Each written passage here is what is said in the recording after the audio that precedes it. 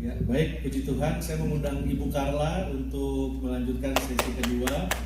Sekali lagi terima kasih buat kesempatannya, puji Tuhan.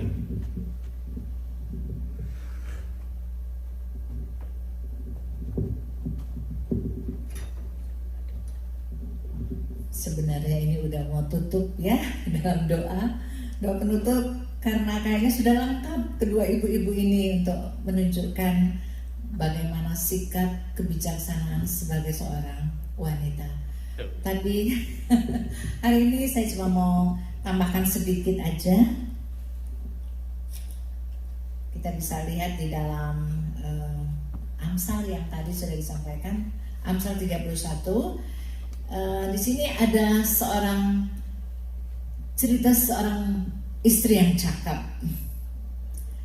Khotbah ini sangat mengesankan sekali karena untuk menjadi istri yang cakap itu tentunya tidak sembarangan orang, karena dari tema istri adalah istri yang terbaik di dalam Amsal 31 ayat 10 sampai dengan 31.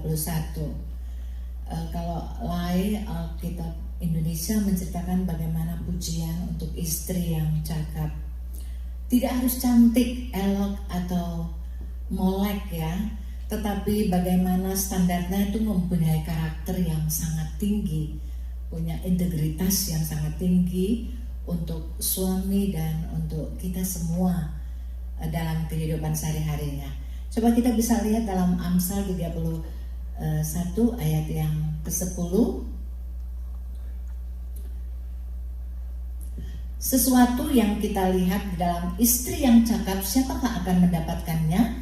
Ia lebih berharga daripada permata. Tentunya untuk mendapatkan istri yang cakap ada suatu perlombaan, karena semua orang yang mencari permata atau yang berharga tentunya berlomba-lomba, dan tidak semua orang mendapatkannya.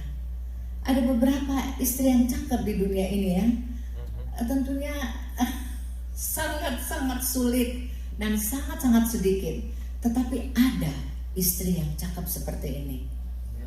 Hati suaminya percaya kepadanya, suaminya tidak kekurangan keuntungan. Aduh saudara-saudara, bayangkan ya, untuk mendapatkan kepercayaan dari seorang suami tentunya sangat-sangat senang. Dan suaminya juga mendapatkan keuntungan. Dan ada ayat yang di sini juga berkata, ia berbuat baik kepada suaminya dan tidak berbuat jahat sepanjang umurnya. Apakah ada di sini kaum putri, kaum ibu yang tidak pernah melakukan sekecil apapun kesalahan kepada suaminya sepanjang hidupnya? Kalau masih bisa diulangi kehidupan ini, aduh, apalagi yang baru mau menikah itu, terus dia udah tahu ayat ini, alangkah baiknya diikuti, karena tidak akan ada penyesalan, karena Andalah orang itu istri yang cakap. Tapi kalau kami mungkin yang sudah menikah, yang pernah berbuat salah akan menyesal seumur hidupnya. Wah, kalau aku pernah berbuat salah kepada suami, kita semua pernah merasakan. Saudara-saudara, selanjutnya dia juga berkata begini ya, ia mencari bulu domba dan rami dan senang bekerja dengan tangannya. Bulu domba dan rami itu saya coba mencari di Google ya. Rami dan bulu domba itu ada kerjasama. Berarti juga dia adalah seorang pengusaha domba. Karena rami itu untuk pakan ternak domba untuk menjadi gemuk, dan bulu-bulunya itu bisa dijadikan satu bisnis. Tidak mungkin kalau dia tidak mencari rami kalau dia tidak ada tujuan untuk memberikan domba. Jadi ibu yang cakap ini adalah pengusaha besar juga ya. Dan di sini juga dikatakan ayat yang ke-14, ia serupa kapal saudagar, dan dari jauh ia mendatangkan makanan. Siapa yang pernah merasa jadi anak terus punya ibu yang seperti ini? Ibu yang cakap ini kalau ada di rumah, anak-anaknya gak pernah kelaparan. Makanya ada iklan, kalau di Indonesia ada iklan ini berkata begini, kalau ada mama semuanya ada gitu. Karena apa? Karena mama ini adalah mama yang selalu menyediakan. Mungkin cuma sekilo tepung, mungkin cuma ada ini, tiba-tiba sudah jadi donat yang enak. senang makan. Padahal kalau anak-anak lihat, cuman itu nggak ada apa-apa. Tapi kalau ada mama, pasti ada makanan. Nah, ini disebut seperti saudagar katanya, menanti saudagar, kapal-kapal saudagar. Nah, itu membawa makanan dan sebagainya. Itu orang-orang menanti-nantikan itu. Nah, seperti itu wanita yang cakap. Ayat yang ke-15, dia bangun kalau masih malam, lalu menyediakan makanan untuk seisi rumahnya dan membagi-bagikan tugas kepada pelayan-pelayan perempuan. Dan seorang ibu ini juga yang cakap, dia mempunyai pelayan, tetapi dia bisa memanage waktu dengan tepat. Ketika ada yang masih tidur, tetapi dia mengatur dengan baik sehingga semuanya pada beres. Hebat sekali ya. Dia tidak pakai kuteks, terus pelayan, bikin kopi suamiku, pelayan goreng pisang buat anak-anakku. Enggak gitu gayanya. Tetapi dia memanage dengan pelayan-pelayannya, mengatur semuanya dengan apa? Dengan baik. Gitu. Jadi bukan ibu cakap yang sombong ya, tetapi dia penuh kerendahan hati dan penuh tanggung jawab. Begitu juga di sini ayat yang ke-16, ia membeli sebuah ladang dan yang diingininya, dan dari hasil tangannya kebun anggur ditanaminya. Yang seperti Ibu Peggy sudah sampaikan. Itu saya tidak ulang lagi karena Ibu Peggy sudah menjelaskan. Dan yang selanjutnya ayat yang ke-17, ia mengikat pinggangnya dengan kekuatan dan ia menguatkan lengannya. Aduh, Bapak Ibu serta saudara-saudara yang dikasih Tuhan, apa arti ikat pinggang dan lengannya yang dengan kekuatan? Saya pernah kerja di caregiver, saudara-saudara. Tahu nggak? Aduh, aku mau angkat ini, bapak ini beratnya 100 kilo lebih. Bagaimana caranya? Aku pakai ikat pinggang yang kencang. Ada tuh yang ada ini yang ikat pinggang yang kencang itu supaya pinggangku nggak patah gitu. Aduh, ini ceritanya. Ternyata saya baru renungkan apa sih arti ikat pinggang. Oh, kenapa ada kekuatan di situ? Ternyata itu ikat pinggang itu, ketika aku pakai itu aku kasih kenceng, aduh Tuhan, supaya saya kuat gitu. Terus saya pegang bapak itu, aku punya pinggang nggak sakit. Begitulah, ini ibu yang bijaksana ini memang luar biasa, ini istri yang cakap ini. Selanjutnya ayat yang ke-18 mengatakan, ia tahu bahwa pendapatannya menguntungkan, pada malam hari pelitanya tidak padam.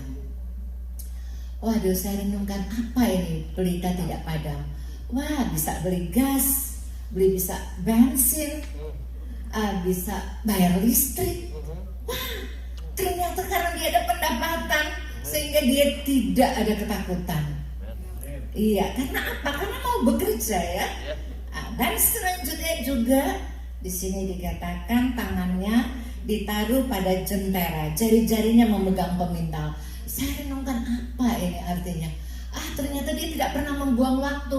Mungkin sambil dia tidak ada tugas, seketika dia sampai di rumah, dia meminta gitu lah.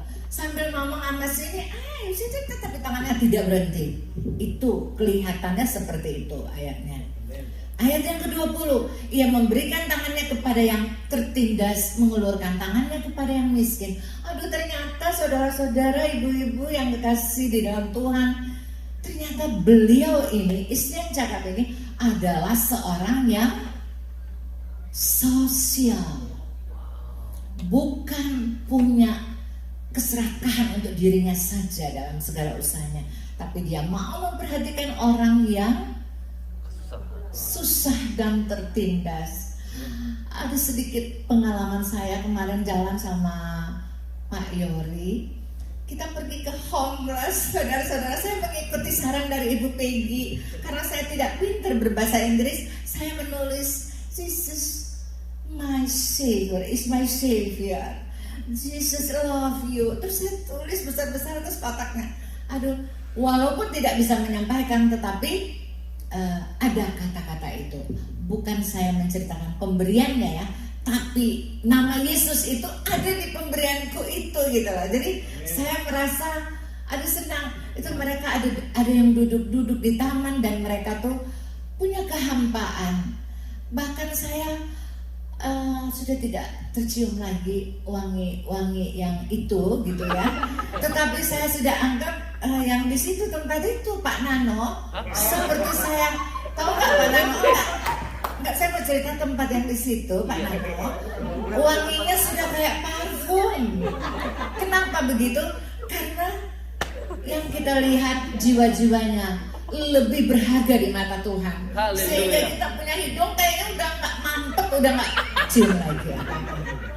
Iya. Selanjutnya ayat yang ke-22 dikatakan begini ya, ayat 21. Ia tidak takut kepada salju untuk seisi rumahnya, karena seluruh isi rumahnya berpakaian rangkap.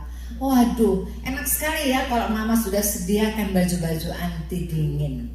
Dan itulah ibu yang sudah mempersiapkan sehingga dia tidak pernah takut lagi melihat hal itu kalau kedinginan.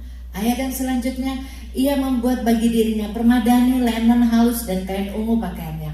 Aduh, saudara-saudara tahu yang pakai baju ungu tuh kalau di Alkitab itu adalah ya kalau di hari gini zaman sekarang disebut konglomerat gitu ya. Karena itu satu hal yang sangat mahal, warnanya aja ungu tuh sangat mahal kalau di Alkitab itu ya, cuma spesial dan gitu.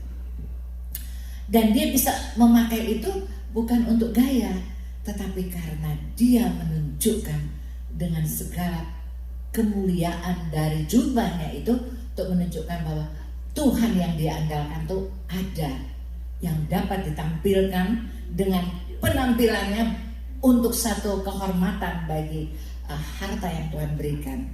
Ayat yang ke-23, suaminya dikenal di pintu gerbang kalau ia duduk bersama-sama para tua-tua negeri. Itu membuat kalau istri yang cakap itu suaminya pasti dikenal. Kenapa? Pasti dibilang gini, itu istrinya yang kemarin nolong sama istriku katanya. Bisa aja kan, karena dia adalah seorang yang disebut sosial, suka memperhatikan orang miskin dan tertindas. Sehingga suami itu dipuji karena perbuatan istrinya. Selanjutnya apa lagi ini ya, coba kita lihat.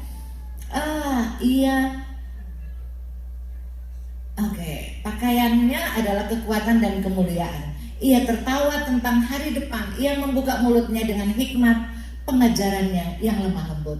Aduh, saudara-saudara, sebagai ibu tuh mulut ini yang paling sekali dijaga. Kenapa? Karena banyak ibu-ibu waktu membuka mulut mungkin maaf kalau kadang-kadang tidak memakai hikmat, sehingga aduh gimana sih atau suka marah-marah suami atau ngomel-ngomel sama suami, kasihan banget. Suami itu bukan berarti kita ini ya, Sarah itu memanggil suami itu tuannya. Jadi memang di dalam Alkitab penghormatan kepada suami itu harus sangat penting.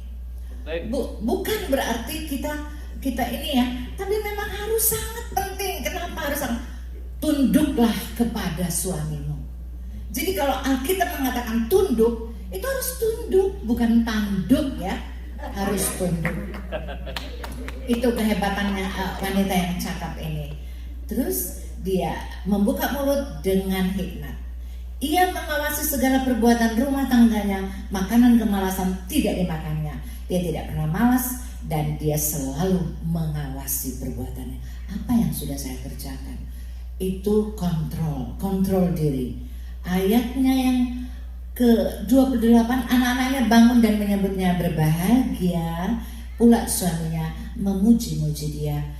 Terus perkataannya gini, banyak wanita telah berbuat baik, tetapi kau melebihi mereka semua.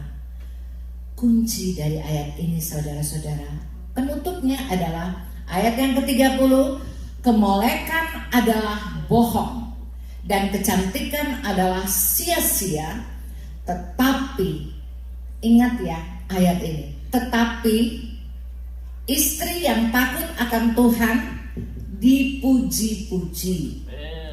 Berilah kepadanya bagian dari hasil tangannya, biarlah perbuatannya memuji dia di pintu-pintu gerbang. Saudara-saudara yang dikasih Tuhan, kunci dari ayat ini adalah wanita yang takut akan Tuhan. Nah, marilah kita sebagai ibu-ibu, kita bisa mengambil contoh seperti ini. Kita bisa bekerja membantu suami, kita bisa melakukan apa yang terbaik dalam segala hal. Dan kuncinya semuanya ini takutlah akan Tuhan. Ini keberhasilan seorang wanita cakap ini karena apa? Segala sesuatu dia kembali kepada Tuhan. Karena Tuhan aku mampu mengasihi. Karena Tuhan aku harus bekerja. Karena Tuhan aku harus menghormati suami. Dan keberhasilannya hanyalah apa?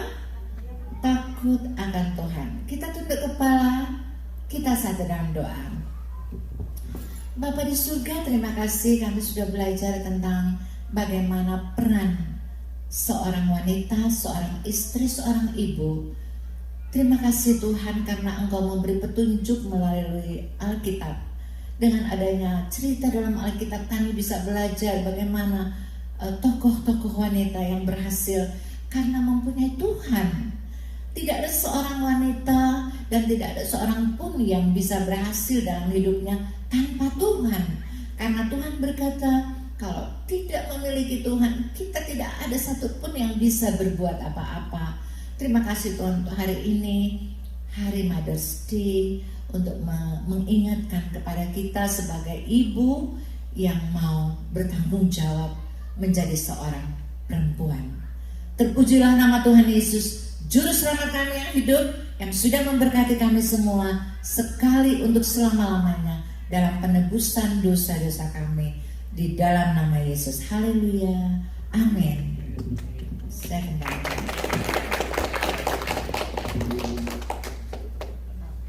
Sekali lagi beri tepuk tangan buat Tuhan saudara. Haleluya. Siapa diberkati Tuhan sore hari ini? Amin. Saya mengundang semua ibu-ibu untuk bisa maju ke depan. We have a special presentation. Kami mau menghormati semua